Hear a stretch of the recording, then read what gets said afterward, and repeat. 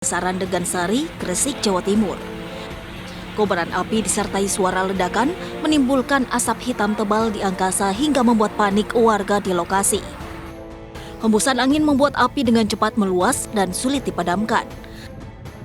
Sebanyak 8 unit mobil pemadam kebakaran diterjunkan untuk memadamkan api.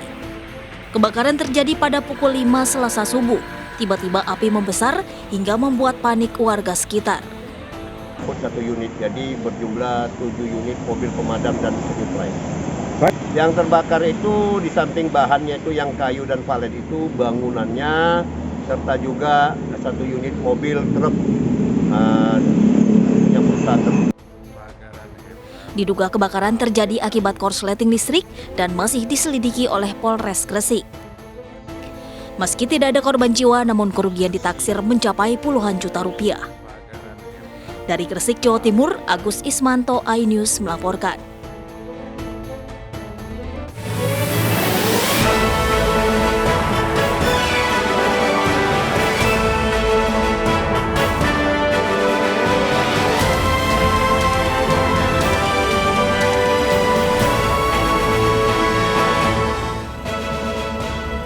Sebuah kapal ikan yang sandar di dermaga Pelabuhan Nizam Zahman, Muara Baru, Jakarta Utara terbakar.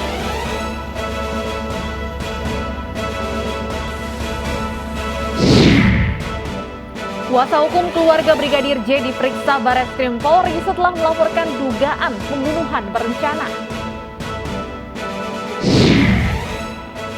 JNE, Kementerian Sosial dan Bulog akan diperiksa terkait kasus kuburan beras Bansos di Depok.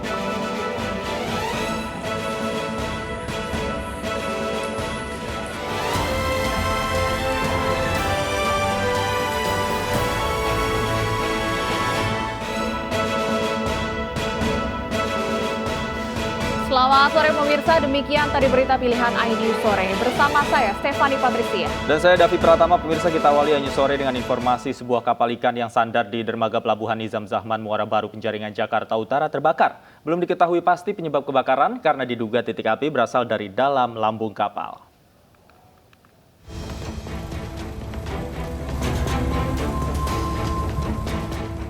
Kebakaran terjadi di Pelabuhan Ikan Nizam Zahman, Penjaringan, Jakarta Utara, Selasa siang. Sebuah kapal ikan yang baru akan sandar di dermaga tiba-tiba terbakar. Asap terlihat mengepul keluar dari sela-sela lambung kapal. Pemadaman dilakukan dari 2 arah dengan menggunakan 2 kapal pemadam milik pelabuhan dan juga 3 mobil pemadam dari Sudin Gulkarmat sektor Penjaringan. Diduga titik api berasal dari kamar mesin kapal KM Naili. Kira jam 10, kami meluncurkan 3 unit, 2 unit pompa, 1 unit pendukung respon dengan jumlah personil kurang 10 orang. Gitu. Pak, bagian kapal mana yang terbakar, Pak? Untuk bagian yang terbakar terletak di bagian ruang mesin, untuk sementara masih dalam pendingin. Dalam 30 menit, api berhasil dipadamkan petugas. Tidak ada korban jiwa ataupun luka akibat peristiwa ini. Dari Jakarta, Vendra Kurniawan, iNews melaporkan. Pemirsa, parkir untuk beli gado-gado, seorang pengendara protes lantaran mobilnya diderek paksa petugas. Pengemudi tersebut terjaring razia yang digelar petugas Dishub di kawasan Cempaka Putih, Jakarta Pusat, Selasa siang.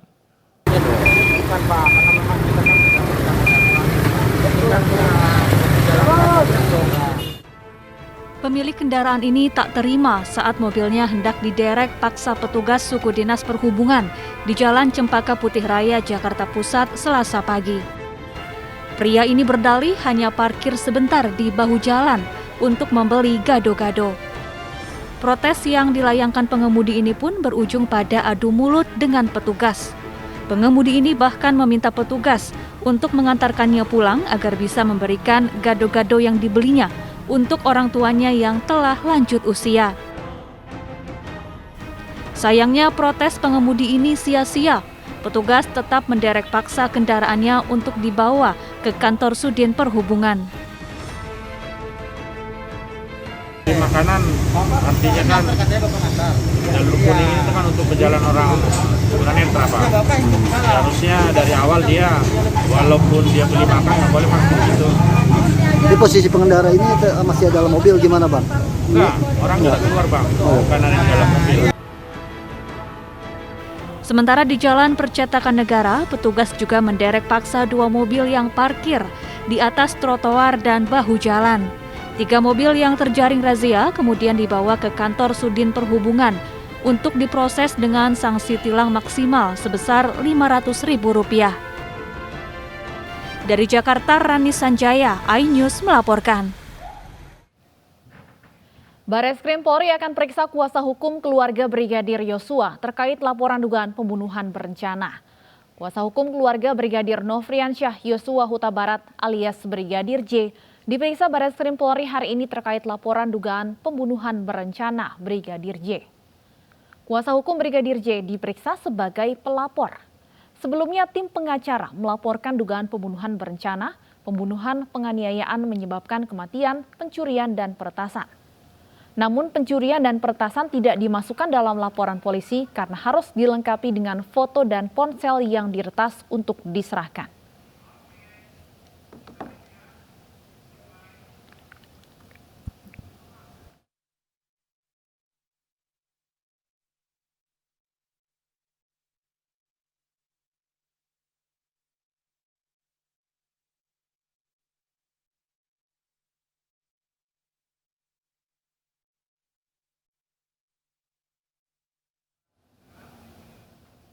Dan pemirsa, untuk mengetahui informasi selengkapnya, kita langsung menuju ke Bareskrim Polri. Sudah ada rekan kami Ayu Pratiwi di sana.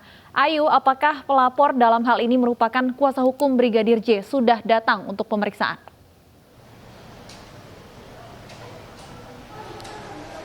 Ya, selamat sore Davi dan juga Stefani. Hari ini tim Bareskrim Polri memang akan memeriksa saksi terlapor dan hal ini juga sudah dikonfirmasi oleh kuasa hukum dari almarhum Brigadir J, yaitu Kamarudin Simanjuntak, yang menyebutkan bahwa memang pada hari ini pukul 14.30 waktu Indonesia bagian Barat akan hadir di Bareskrim Polri untuk memberikan keterangan sebagai saksi pelapor.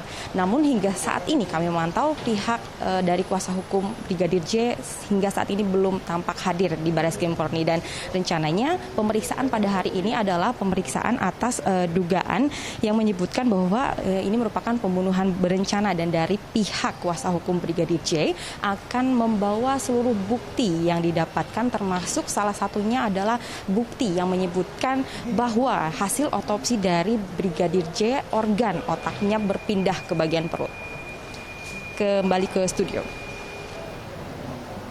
Baik, Ayu, dari informasi yang Anda terima di sana, apa saja agenda pemeriksaan yang akan dilakukan oleh penyidik hari ini?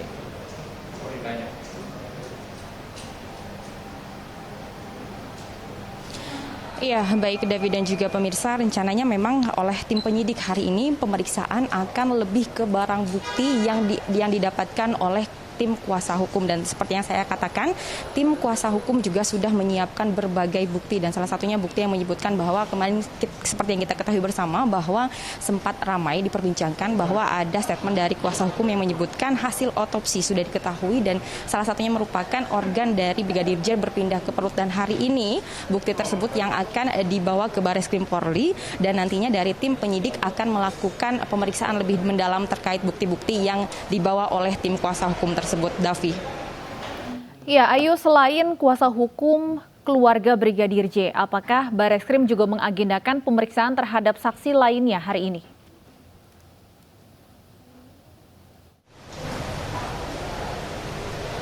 Ya, baik Stefani dan juga pemirsa, saat ini informasi yang kami peroleh dan ini juga sudah dikonfirmasi oleh pihak kuasa hukum, saat ini yang akan datang hanyalah pihak kuasa hukum dari Brigadir J. Begitu, Fani. Baik, terima kasih Ayu Pratiwi. Kita nantikan terus perkembangannya nanti seperti apa. Ayu Pratiwi, pemirsa, melaporkan langsung dari Gedung Bareskrim Polri, Jakarta. Pemirsa, Barada Richard Eliezer alias Baradae mendatangi Lembaga Perlindungan Saksi dan Korban atau LPSK. Baradae datang untuk melengkapi syarat permohonan perlindungan dalam kasus Brigadir J.